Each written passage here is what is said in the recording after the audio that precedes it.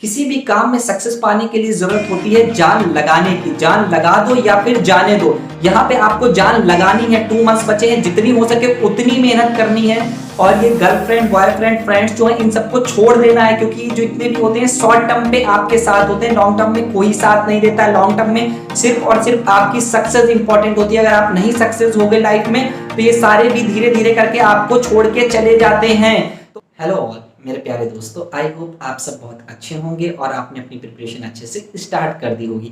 जैसा कि आप सबको पता है कि एनटीए ने अभी अपनी ऑफिशियल वेबसाइट पे जो नेट का एग्ज़ाम की डेट है उसको डिक्लेयर कर दिया है, जो 2 मंथ्स बाद एग्ज़ाम होने वाला है।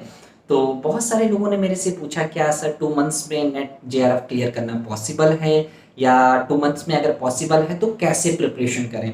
तो आज इस वीडियो में बेसिकली मैं अपना एक्सपीरियंस शेयर करूंगा, क्योंकि मैं खुद भी कई बार नेट जेआरएफ क्लियर किया है मैंने, और मेरा जो स्कोर था 99.90 परसेंटाइल और 31 ऑल इंडिया रैंक थी।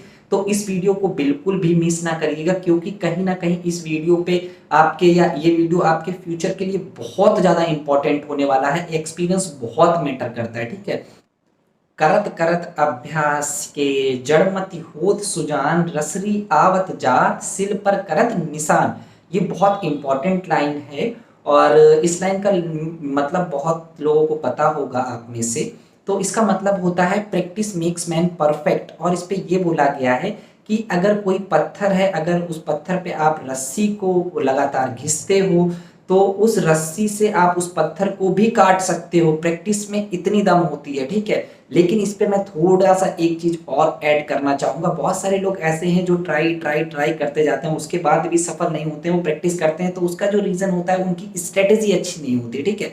उनको पता नहीं होता कैसे काम को करना है। अब जैसे हम बात करते हैं कि आपका जो पत्थर है आप उस पर लगातार घिसते जाओगे, लेकिन आपको नहीं पता है कैसे घिसना है, तो आप पत्थर को नहीं काट सकते हो। उसी प्रकार सबसे पहले आपको एग्जाम के बारे में जानना चाहिए। जो भी आप एग्जाम दे रहे हो, देखो सारे एग्जाम की अलग स्ट्रेटजी होती है, और आपको थोड़ा सा रिजिड नहीं होना है। आपको अपने आप को फ्लेक्सिबल रखने की कोशिश करनी है। जैसे मैंने 2 एग्जाम क्वालिफाई किए, या ये बोले कि 2 जगह मैंने क्वालिफाई किया। पहले यूजीसी नेट जेआरएफ मैंने कई बार क्वालिफाई किया है, और दूसरा मैं पीएचडी इंटरव्यू भी कई बार क्वालिफाई कर चुका हूँ, तो बहुत सारी जगह का। तो दोनों की जो स्ट्रेटेजी है टोटली डिफरेंट है। आपको सबसे पहले एग्जाम के बारे में जानना चाहिए, तभी मैं बोलता हूँ। अगर हम यूजीसी नेट की बात करेंगे, वहां पे क्या होता है कि अगर आप 40 to 50% सिलेबस को कवर कर लेते हो, ठीक है, तो उससे कम से कम कुछ नहीं तो 70 to 80% क्वेश्चंस आते ही आते हैं। वो जो इंपॉर्टेंट टॉपिक्स होते हैं वो हर बार रिपीट होते ही हैं, ठीक है। अगर जब हम पीएचडी की बात करेंगे, वहां पे एक आपको अच्छा खासा जो भी जिस भी स्पेशलाइजेशन पे आप पीएचडी करना चाह रहे होगे, तो वहां पे आपको स्पेशलाइज्ड होना चाहिए उन टॉपिक्स पे, उस सब्जेक्ट पे एटलीस्ट, क्योंकि उससे बहुत सारे क्वेश्चंस पूछे जाते हैं। तो वहां पे आपको कवरेज थोड़ा सा ज्यादा होता है। तो सारे एग्जाम की स्ट्रेटेजी डिफरेंट होती है। और आप कोई भी एग्जाम हो, मैं नेट जेआरएफ की नहीं बात कर रहा हूं, कोई भी एग्जाम ले लो, उसमें आपका जो सिलेबस होता है वो सिलेबस का 50 to 60% जो होता है, उससे 80 to 90 या इवन इससे भी ज्यादा परसेंट में क्वेश्चन आते हैं। और मैंने इसका एनालिसिस भी किया है, बहुत सारे वीडियोस प्रोवाइड किए हैं मैनेजमेंट और कॉमर्स के लिए, जो सबसे ज्यादा इंपॉर्टेंट यूनिट्स हैं, जिससे सबसे ज्यादा क्वेश्चंस आते हैं, या जो इंपॉर्टेंट टॉपिक हैं उन पे हर बार क्वेश्चन आते हैं। तो सबसे पहले आपको क्या करना चाहिए, सिलेबस को उठाइए, और सिलेबस को उठाने के बाद आप पास्ट ईयर एमसीक्यू देखिए किन टॉपिक से लगातार क्वेश्चंस आ रहे हैं, उन टॉपिक्स को पहले प्रिपेयर करो। बाकी मैं ये नहीं बोल रहा हूं कि उन टॉपिक को ही आप प्रिपेयर करो,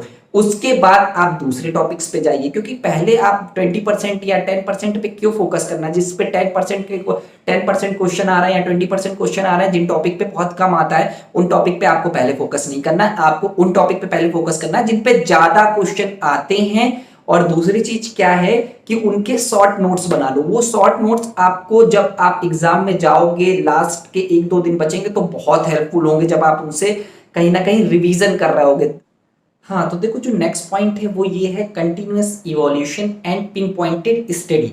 तो देखो आपको हमेशा पिन पॉइंटेड स्टडी करनी है, आपको फोकस रहना है, आपको ज्यादा भटकना नहीं है। आपको स्मार्ट स्ट्रेटेजी का यूज करना, जैसे मैंने बताया कि 50 to 60% जो सिलेबस है उसको पहले कवर करना, उन टॉपिक्स को बहुत अच्छे से प्रिपेयर करना है, ठीक है। फिर दूसरी चीज जो मैंने बताई कंटिन्यूअस इवोल्यूशन, इसका मतलब ये है कि आप किसी भी आप वेबसाइट को, बहुत सारी वेबसाइट्स हैं, किसी भी वेबसाइट से या किसी भी अच्छे इंस्टीट्यूशन से आप टेस्ट सीरीज को परचेज करो। उस टेस्ट सीरीज से आपको बेसिकली आपका लेवल पता चलेगा, आप कितना कट ऑफ से नीचे हो, आप कितना कट ऑफ से ऊपर हो। बहुत सारी जो अच्छी टेस्ट सीरीज हैं आपको ये भी बताती हैं कि आपका स्कोर कितने लोगों से ज्यादा है, आपका स्कोर कितने लोगों से कम है। तो ये आपको, अगर आपका स्कोर कम होगा तब भी मोटिवेट करेगा, अगर आपका स्कोर ज्यादा होगा तब तो आप डेफिनेटली मोटिवेट होगे और ज्यादा स्कोर करने के लिए, ठीक है। तो अपने आप को हमेशा मोटिवेट करते रहना चाहिए और self motivation is the best motivation, ठीक है। आपको दूसरा मोटिवेट नहीं कर सकता, आपको दूसरा नहीं जान सकता जितना आप खुद को अच्छे से जानते हो, ठीक। हाँ, तो देखो जो नेक्स्ट पॉइंट है वो ये है, अवॉइड मल्टीपल सोर्सेज। आप में से बहुत सारे एस्पिरेंट ये गलती करते हैं कि वो बहुत सारी जगह से डेटा को लेने की कोशिश करते हैं या बहुत सारी जगह से नोट्स को लेने की कोशिश करते हैं। ये बिल्कुल गलत स्ट्रेटजी है। आपको पर्टिकुलर एक सोर्स पे ही फेथ करना चाहिए। और अब 2 मंथ्स बचे हैं तो आप बिल्कुल भी ये चीज नहीं करनी चाहिए। पहले आप एक बार ये चीज सोच भी सकते थे कि मल्टीपल सोर्सेज का यूज कर सकते थे। आपको अब सिंगल सोर्स पे फोकस करना चाहिए और वहीं से सारे नोट्स लेने चाहिए। और एक चीज हमेशा ध्यान रखिएगा कि आप एक जगह से सारी अच्छी चीजें नहीं आपको मिल सकती, लेकिन एटलीस्ट जहां से आपको 80 to 90% अच्छी चीजें मिलती हैं, अच्छे नोट्स मिलते हैं, उन्हीं पे फोकस करो। अब ऐसा बिल्कुल भी नहीं करना फ्री नोट्स के चक्कर में पढ़ो, ये इधर से मिल जाए उधर से मिल जाए, इसका कोई मतलब नहीं होता है। और मैं हमेशा आपसे कहता हूं कम पढ़ो, अच्छा पढ़ो। ऐसा नहीं कि आप लोग सोचते हो ज्यादा पढ़ लेंगे तो मार्क्स ज्यादा आ जाएंगे, ऐसा कुछ भी नहीं होता। इस एग्जाम में एप्लीकेशन बेस्ड एग्जाम है, आपको अच्छे से पता है। यहाँ पे ऐसा नहीं है कि जो चीज आपने पढ़ी सेम टू सेम आ जाएगी, वहां पे एप्लीकेशन होती है। इसलिए चीजों के अपने जो बेसिक कंसेप्ट्स हैं उनको क्लियर करने की कोशिश करो। ऐसा नहीं रट्टाफिकेशन पे फोकस करो, अपने बेसिक कंसेप्ट्स को क्लियर करो, डेफिनेटली एग्जाम आप निकाल लोगे। तो देखो नेक्स्ट और बहुत इंपॉर्टेंट पॉइंट है कि जो आपकी पढ़ाई की जगह है उसको फिक्स करिए और रेगुलर वहीं पे पढ़ाई करिए जितना हो सके। मतलब ऐसा नहीं कि आज आप यहाँ पढ़ रहे हो कल दूसरी जगह पढ़ रहे हो। अगर आप एक जगह पे पढ़ते हो तो कहीं ना कहीं आपका फोकस बढ़ता है और आपकी इफिशियंसी बढ़ती है, आप अच्छे से फोकस कर पाते हो अपनी पढ़ाई पे। और ये प्रूवन चीज है, बहुत सारी रिसर्च ऑलरेडी इस पे हो चुकी है और अभी कई सारी रिसर्च हो रही है। अब जो नेक्स्ट पॉइंट है ये सबसे ज्यादा इंपॉर्टेंट पॉइंट मैं बोलूंगा। जितने पॉइंट्स अभी बताए मैंने फर्स्ट पॉइंट के बाद सबसे ज्यादा इंपॉर्टेंट पॉइंट होने वाला है, वो आपका है पेशेंस एंड सेक्रीफाइस। देखो अगर आपको कुछ पाना है तो कुछ खोना पड़ेगा, सिंपल सी चीज है। कुछ नहीं, बहुत कुछ खोना पड़ता है कुछ पाने के लिए, सबको खोना पड़ता है। आप खुद जानते हो 12 लाख लोग हैं जो नेट या जेआरएफ के लास्ट टाइम जिन्होंने एग्जाम दिया था, सिर्फ 60,000 लोगों का नेट क्लियर होता है, ठीक है, सारे सब्जेक्ट्स में मैं बता रहा हूँ। तो कंपटीशन बहुत ज्यादा है, तो आपको उसी के अकॉर्डिंग अपनी प्रिपरेशन करनी चाहिए और आपको मेहनत करनी पड़ेगी। पेशेंस बहुत इंपॉर्टेंट है इस फील्ड पे। अगर आपको हायर एजुकेशन पे जाना है, पेशेंस तो बहुत इंपॉर्टेंट रोल प्ले करता है। पहले यूजीसी नेट पे अच्छा खासा पेशेंस चाहिए, फिर इसके बाद आप जब पीएचडी करोगे तो फिर तो अल्टीमेट लेवल का पेशेंस चाहिए ही चाहिए होगा। जैसे कि मैं आपको बताता हूँ कि आप पढ़ाई कर रहे हो, आपके पास व्हाट्सएप पे किसी का मैसेज आ गया या आपके पास कॉल आ गई, तो आपके पास 2 ऑप्शन है, रिप्लाई कर दो या अपनी पढ़ाई पे फोकस करो। क्योंकि अभी पढ़ाई कर रहे हो ना, 2 या 3 घंटे जितने भी देने, अच्छे से फोकस करके पढ़ाई करनी चाहिए। ऐसा नहीं फोन भी चला रहे हो, सब कुछ कर रहे हो। तो दूसरा है कि आप कॉल को उठा लो।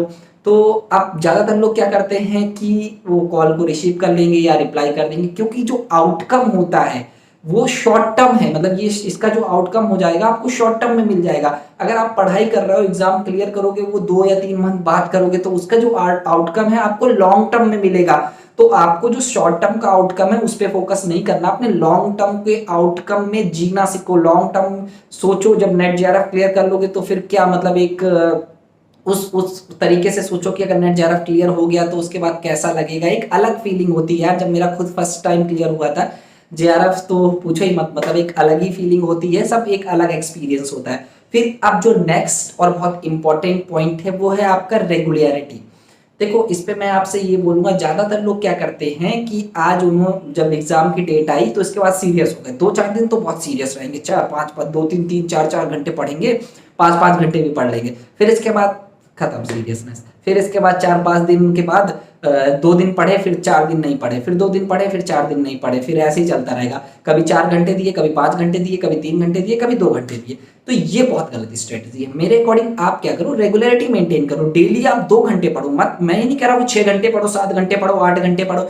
शुरुआत 2 घंटे से करो रेगुलर। अभी 2 घंटे पढ़ोगे, ठीक है, 10 दिन बाद ये 2 घंटे को 3 घंटे में आप धीमे से कन्वर्ट कर लोगे। आपको नहीं पता चलेगा कि ये 2 घंटे 3 घंटे में कन्वर्ट हो गए। फिर अगेन 10 दिन बाद ये 3 घंटे 4 घंटे में कन्वर्ट हो जाएंगे, क्योंकि आप अपने आप आपका दिल करेगा पढ़ने को। अब आप एकदम से एग्जाम के 4 या मतलब एग्जाम के 20 दिन पहले आप चाहो कि 6 घंटे 7 घंटे लगातार पढ़ लोगे तो नहीं पढ़ पाओगे आप, वो पॉसिबल नहीं है। ऐसे आप धीमे धीमे टाइम बढ़ाओ, पहले अभी 2 घंटे से स्टार्ट करो, एक एक घंटा पेपर 1 पेपर 2 को दो, फिर इसके बाद ये 2 घंटे 10 दिन बाद 3 घंटे में कन्वर्ट करो, फिर 10 दिन बाद 4 घंटे में कन्वर्ट करो, फिर 10 दिन बाद 5 घंटे में कन्वर्ट करो, फिर 10 दिन बाद 6 घंटे में कन्वर्ट करो। 6 घंटे तो एटलीस्ट पढ़ो आप, धीमे धीमे आप मतलब आदत पड़ेगा और आप पढ़ लोगे, कोई प्रॉब्लम नहीं आएगी। और डेफिनेटली अगर आप अच्छे से ये जितने भी मैंने पॉइंट बताए तो आपका जो चांसेस है सिलेक्शन का बहुत ज्यादा बढ़ जाता है, बहुत बहुत बढ़ जाता है। और मैनेजमेंट और कॉमर्स के लिए अगर हम बात करें, पिछली बार मैंने जो एमसीक्यू प्रोवाइड किए तो बहुत सारे लोगों का उससे नेट जेआरएफ क्लियर हुआ और बहुत सारे उन एमसीक्यू से क्वेश्चंस आए भी थे उन्हीं टाइप के। तो मैं आपको डिस्क्रिप्शन पे उसका लिंक भी दे दूंगा और इसके अलावा आई बटन पे भी जो कॉमर्स और मैनेजमेंट के एमसीक्यू प्रोवाइड किए, मैंने कम से कम 1500 एमसीक्यू प्रोवाइड किए। आप उनकी प्रैक्टिस करो जाके, एटलीस्ट 1500 में आप कितने सही कर पा रहे हो वो देखो, ठीक है। पेपर 1 पे भी मैंने 500 से 600 एमसीक्यू प्रोवाइड किए हैं और 7 मिनट सीरीज करके मैंने एक नया वो स्टार्ट किया था जिसमें बहुत इंपॉर्टेंट टॉपिक जिनसे लगातार क्वेश्चंस आ रहे हैं उनको क्लियर करने की कोशिश की थी, पेपर 1 और पेपर 2 कॉमर्स और मैनेजमेंट पे, तो उनको भी देखो, ठीक है, बहुत इंपॉर्टेंट है। अब एक लास्ट और बहुत इंपॉर्टेंट चीज है, हाँ, किसी भी काम में सक्सेस पाने के लिए जरूरत होती है जान लगाने की। जान लगा दो या फिर जाने दो, यहाँ पे आपको जान लगानी है। 2 मंथ्स बचे हैं, जितनी हो सके उतनी मेहनत करनी है। और ये गर्लफ्रेंड बॉयफ्रेंड फ्रेंड्स जो है इन सबको छोड़ देना है, क्योंकि जो इतने भी होते हैं शॉर्ट टर्म पे आपके साथ होते हैं, लॉन्ग टर्म में कोई साथ नहीं देता है। लॉन्ग टर्म में सिर्फ और सिर्फ आपकी सक्सेस इंपॉर्टेंट होती है। अगर आप नहीं सक्सेस हो गए लाइफ में तो ये सारे भी धीरे धीरे करके आपको छोड़ के चले जाते हैं। तो आपको फोकस करना है कि इन 2 मंथ्स में इस बार एग्जाम को क्लियर करना है। और दूसरी चीज ये भी है, जेआरएफ पे फोकस करो, और क्योंकि बार बार इस एग्जाम में पढ़ना बहुत डिफिकल्ट होता है, इसमें सिलेबस बहुत ज्यादा है, आप जानते हो। तो जितना हो सके मेहनत करो, जेआरएफ क्लियर करो। और थैंक यू, जय हिंद, वंदे मातरम। प्लीज वीडियो को लाइक करो, चैनल को सब्सक्राइब करो, जितना हो सके वीडियो को शेयर किया करो। Thank you.